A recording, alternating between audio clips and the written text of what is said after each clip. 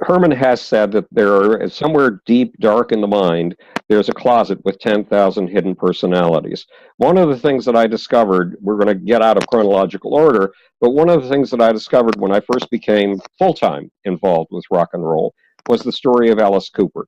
And the story of Alice Cooper reveals something about the question that you just raised. Okay.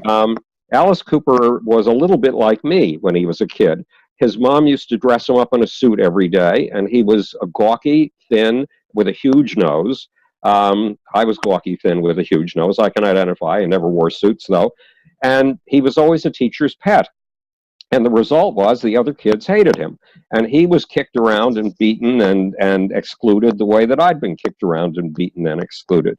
Then one day, a neighbor was in his kitchen who was into a Ouija board and making contact with spirits through the Ouija board.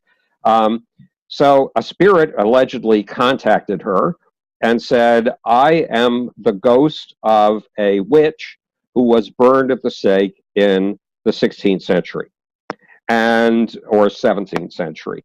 And you, pointing to Alice, I'm pointing to, his name was Vince Fournier at the time, pointing to Vince, you are my modern reincarnation. And my name is Alice Cooper. Now, when Vince Fournier went on stage in a dress with mascara at a high school talent night for the very first time, playing his own music, chopping up baby dolls with an axe, which is the more real person? Vince Fournier, the shy little kid dressed up in a suit who gave apples to his teacher, or Alice Cooper, the person on stage who comes to life with an ecstatic identity that makes him a surfer on the back of those mass passions, those mass exhilarations that make the forces of history? Well, Alice, of the two, they're both real people. And they're both inside of Vince Fournier. But the one that's in there that has the greatest passionate intensity is the Alice Cooper, not the Vince Fournier. And that's why, though he had been picked on and none of the kids in his school had liked him, the minute he finished his first performance, all the football guys who used to beat the crap out of him surged down to the foot of the stage and volunteered to be parts of his band. And when he was super famous, some of those guys were still mainstays of his band. We carry many selves around inside of us. And my job in PR was to find people who deserve to be iconic.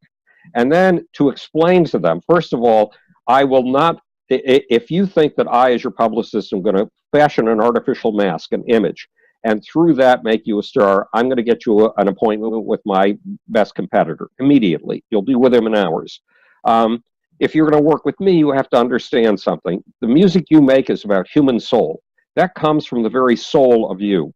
And what happens to you when you go out on stage and feel as if yourself leaves you and you are danced like a puppet, or like a puppet on a string, like a marionette on stage, the force that moves you, that's one of the gods inside of you. That is your soul. And what you're experiencing with that audience is a soul exchange. If you're willing to put up with the fact that music is not about marketing, music is not about product, music is not about downloads, music is about the exchange of human soul, then I will work